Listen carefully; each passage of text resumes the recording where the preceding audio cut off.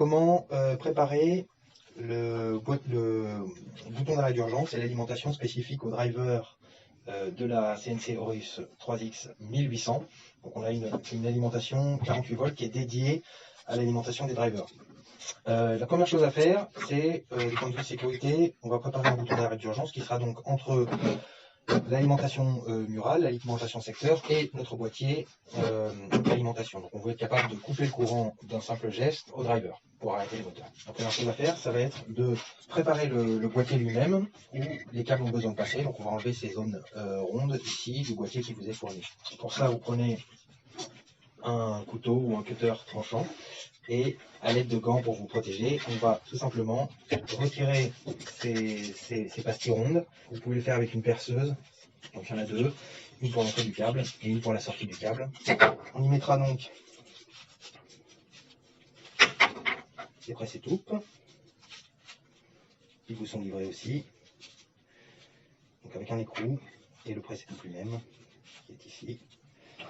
C'est tout simple, vous passez le presse-étoupe à l'intérieur du trou que vous venez de réaliser et vous mettez à l'intérieur un contre-écrou qui aura donc pour vocation de bloquer le presse-étoupe.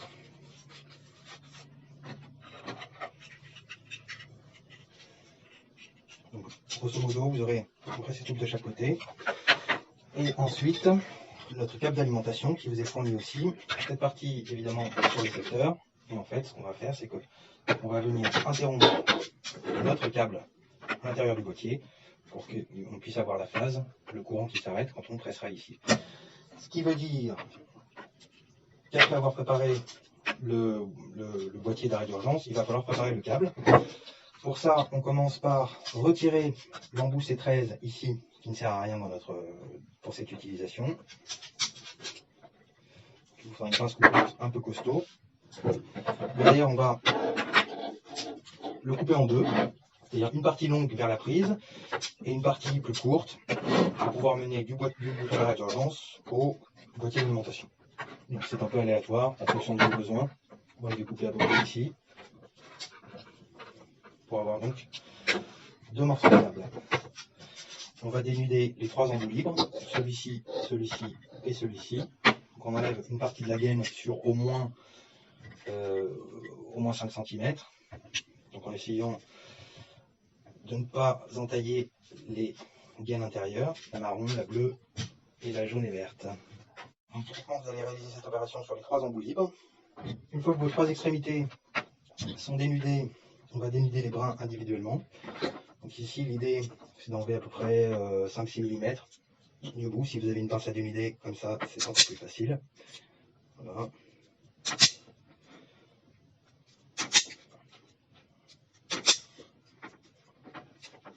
On va faire ça sur les 9 embouts. Donc à chaque fois la terre en vert et jaune, le neutre en bleu et la phase en marron.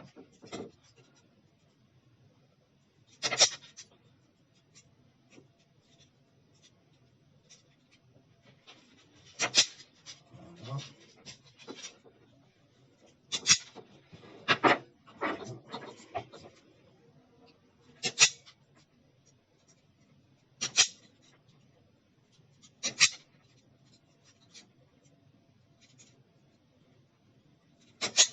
Vous n'êtes pas tenu d'avoir une précision extrême. Ce qu'il faut, c'est qu'il y ait suffisamment de cuivre dénudé pour que vous puissiez après mettre des embouts. Donc, ici, notre schéma, ce sera donc cette partie-là sur le boîtier d'alimentation qui rejoint ici le bouton d'arrêt d'urgence. Et puis, la phase va passer dans le bouton d'arrêt d'urgence. D'accord ?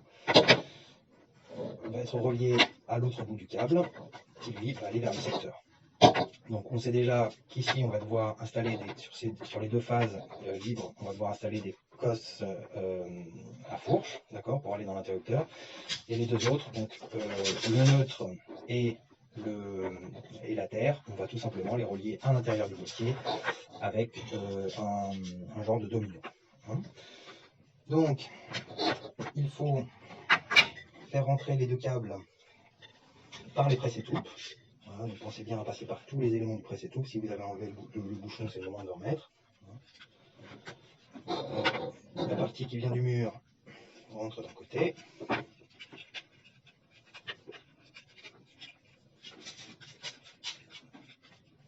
Voilà, il n'y a pas énormément de place dans le boîtier, donc il faudra un peu aller chercher les câbles pour les aider à sortir. Voilà.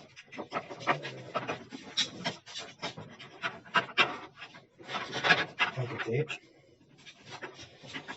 Prenez un des deux bouts libres qui va rentrer de l'autre côté. Voilà.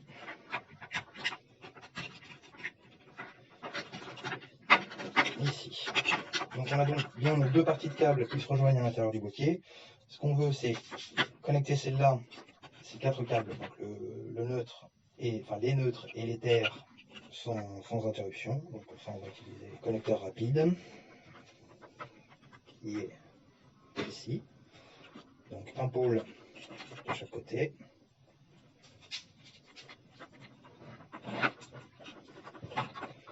La terre et le neutre.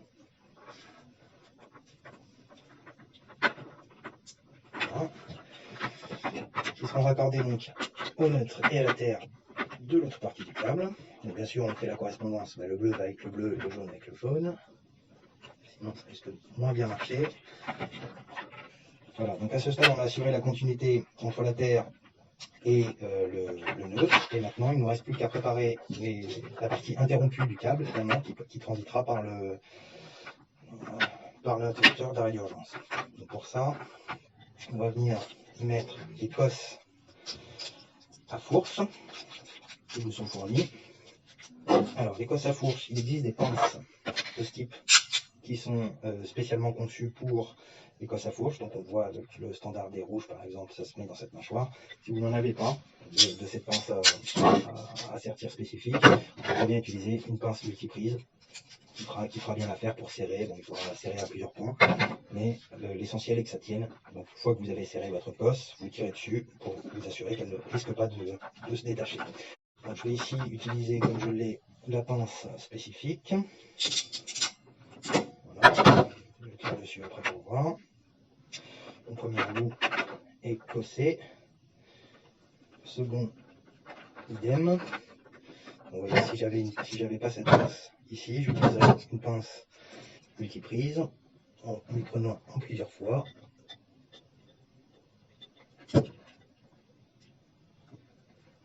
L'important étant de mettre suffisamment de pression pour que votre cosse soit bien attachée.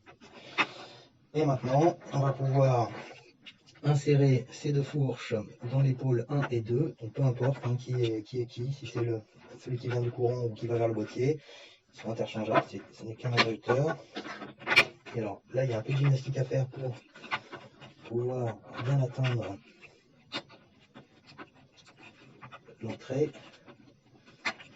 Voilà, c'est ici.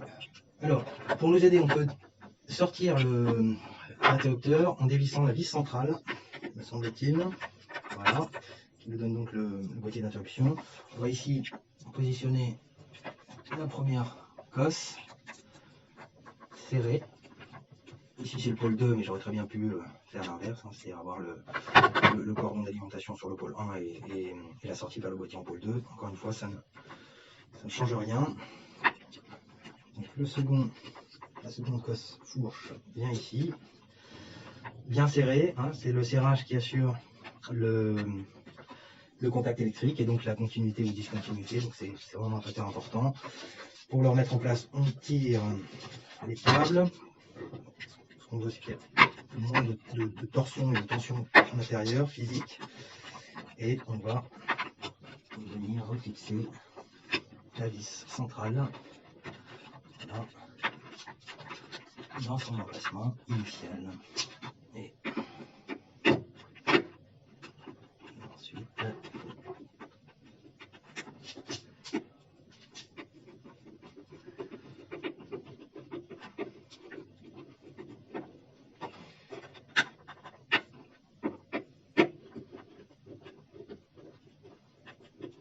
voilà.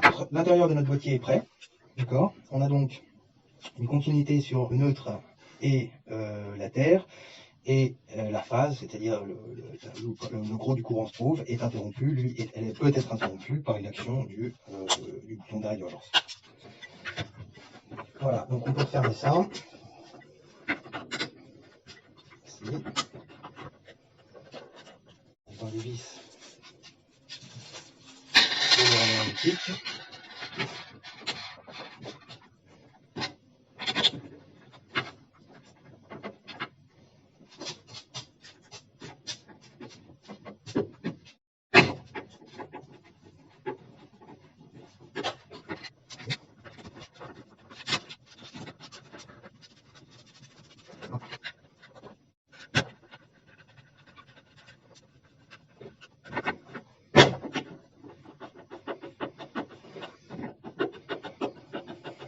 On peut donc maintenant serrer les presse-étoupes.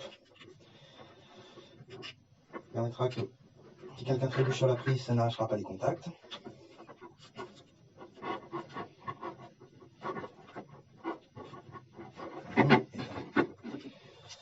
Et de deux. On a donc la partie qui va au courant qui est prête. Il ne reste plus qu'à préparer la partie qui va se connecter au boîtier, 48 volts. Donc le boîtier est marqué avec les lettres L, N pour live, c'est la phase. D'accord ? Live, c'est le marron. N, c'est neutral, c'est donc le neutre, le bleu. Et ce symbole ici, je ne sais pas si vous voyez, c'est le symbole de la Terre. Et donc ce sera donc ce câble. On a des borniers à vis à l'intérieur qu'on va commencer par dévisser.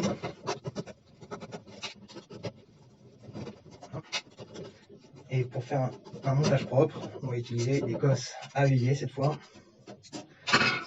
Même principe que pour le sertissage des cosses à fourche qu'on a fait précédemment. Si vous avez la pince, tant mieux. Si vous n'avez pas la pince spécifique, vous pouvez utiliser, comme pour les autres cosses, une pince multiprise. Voilà. Et je n'ai plus qu'à sortir avec précaution. En faisant attention à ce qu'un tout petit peu de bout du cuivre dépasse de mon manchon isolé. Voilà.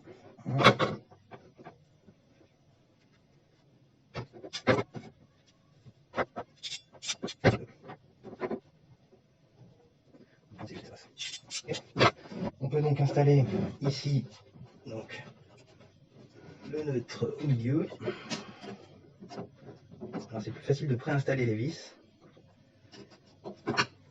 dans la cosse. Le neutre bleu au milieu, la phase ou live à l'extrémité.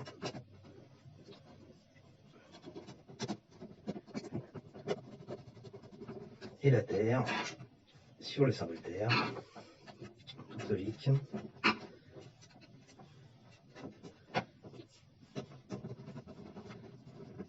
Voilà, notre alimentation 48 volts est donc prête pour l'installation. Il nous restera dans les étapes suivantes à venir connecter les drivers d'aliment direct, donc les positifs de l'alimentation, c'est-à-dire les câbles rouges d'alimentation des drivers iront sur les bornes V+, qui sont ici, et les négatifs, les câbles noirs, iront sur les bornes COM, qui sont donc ici, là et là. Donc on a 3 COM, 3 positifs, ça tombe bien, on a 3 drivers à câbler.